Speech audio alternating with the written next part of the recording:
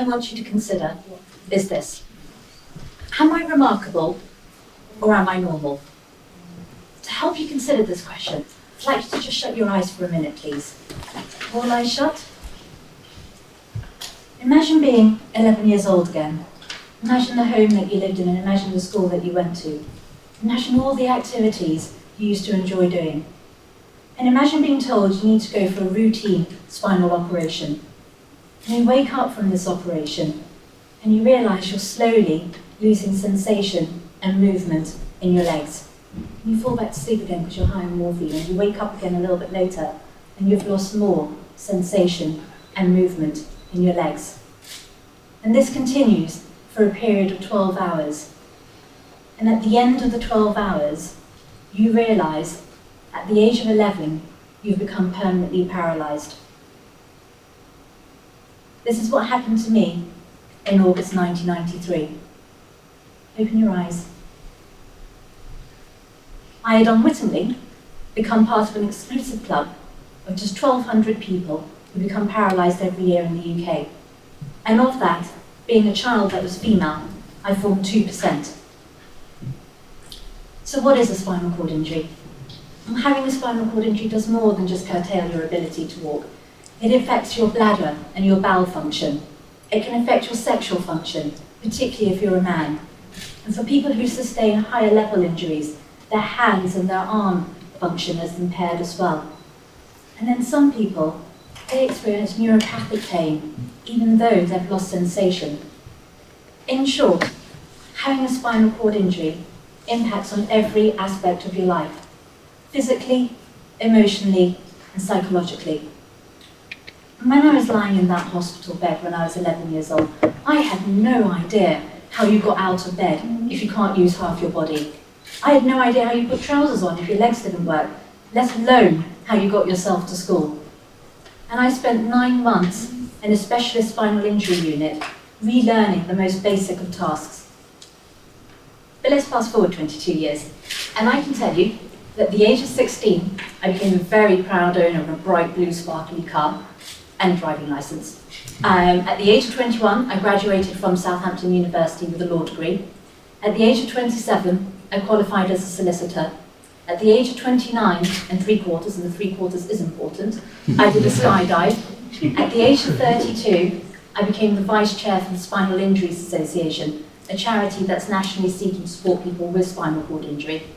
And at the age of 33 this year, I became the head of the spinal injury team at Burdon and Kemp Solicitors. So, have I surpassed your expectations? Society presumes that I must have had to overcome numerous obstacles to have got to this stage. The thing is, I'm not sure I perceive how to overcome any barriers. Even as an 11-year-old child lying in that hospital bed slightly hooked to morphine, I still felt as though the world was my oyster. I may not have known how to do something, but crucially, I didn't feel limited in my potential. And the bottom line is, I still felt able to achieve. So why was this the case? I think it's twofold. I think firstly, I was a child, and to some extent fearless and resilient about the future. And secondly, and importantly, there was the expectation from parents and from teachers that I would achieve. In fact, I was never allowed to think I wouldn't achieve. I think this is best illustrated by when I learned how to drive a car. I couldn't tell you why, as a 16-year-old, I thought if 2/3 of my body wasn't working, I'd be able to drive a vehicle. I just knew I could. The reality is, I never felt there were any barriers to overcome as a child. As an adult, I suddenly became aware of society's surprise that I'd overcome these barriers. How did I do it? How did I wake up in the morning? How did I get myself dressed? How did I get myself to work? How did I get back home? Did I really then cook dinner for both my brothers? It begs the question of why you, society, consider this to be so remarkable. The cold truth of the matter is that barriers do exist, but they're imposed by you, society. Your low expectations of what I, as an 11-year-old child, might be able to achieve was the greatest barrier I faced. Yet as an 11-year-old child, I was completely oblivious to this. Instead, I was empowered by my injury, and I was determined to achieve and to do everything that all my friends were doing. It was only as an adult that I became aware of having surpassed something I never even knew existed. And isn't that sad? Because as horrific as it was to become paralysed as a child, I actually stood a better chance than some adults who become paralysed, because I didn't feel limited in my potential, and I just did what I would have done anyway. So what are these barriers that I'm talking about that adults experience? Well, the first are what I would call the cultural barriers, and the misunderstanding of what it means to have a spinal cord injury.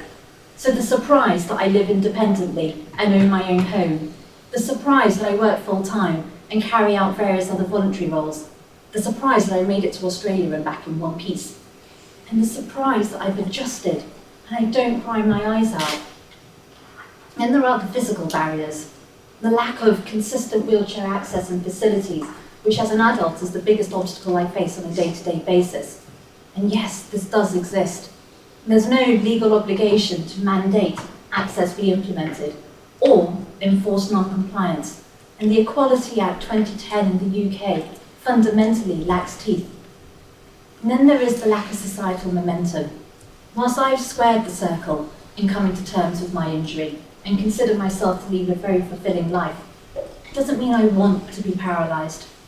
It doesn't mean I want others to have to experience what I've been through. And yet the appetite and funding to find a cure for spinal cord injury isn't as forthcoming as you might think, despite, for example, recent breakthroughs by Professor Raisman and his team. So, as a lawyer, what is my advice to you, society? The answer is quite simple. Raise your expectations, raise your standards, raise your game. Only by raising your expectations will the barriers fall down. When this happens, that's when the infrastructure and the support mechanisms to enable achievement will truly be effective and the paradigm shift will occur. There has to be the presumption that all is possible. And the question of why is this not being facilitated needs to be asked. There are many things that can be done to start to break down the barriers for people with spinal cord injury. And if I could only choose one thing, it would be to make it obligatory to provide access nationwide to every single facility and enforce non-compliance. You must aim for 100% wheelchair access.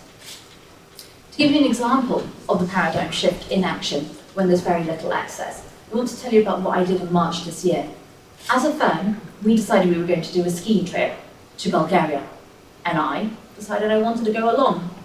I think it's safe to say that the facilities for wheelchairs in Bulgaria are nowhere near as advanced as they are in the UK. I think it's also safe to say that wheelchairs, Bulgaria and snow are not naturally compatible.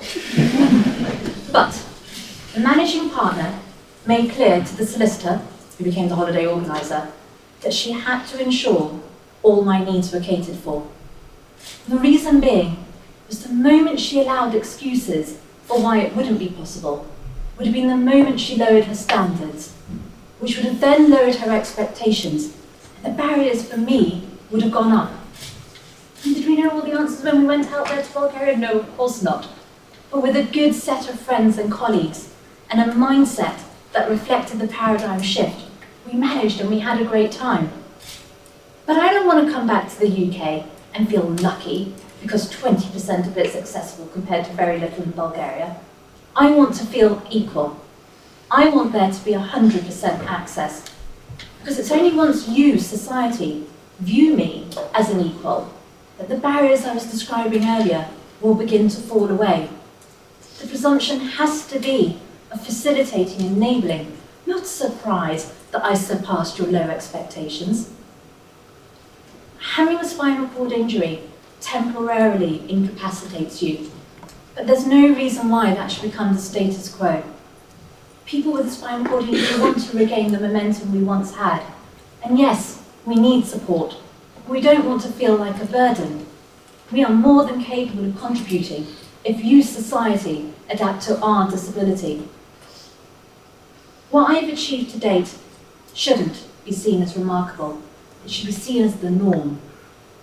And in the words of a recent UK Ninja Warrior contestant, not all spinal cord injured people are vulnerable. Many of us can take our challenges. And if you did raise your expectations, imagine how much more we could achieve. So I repeat, raise your expectations, raise your standards, raise your game. Thank you.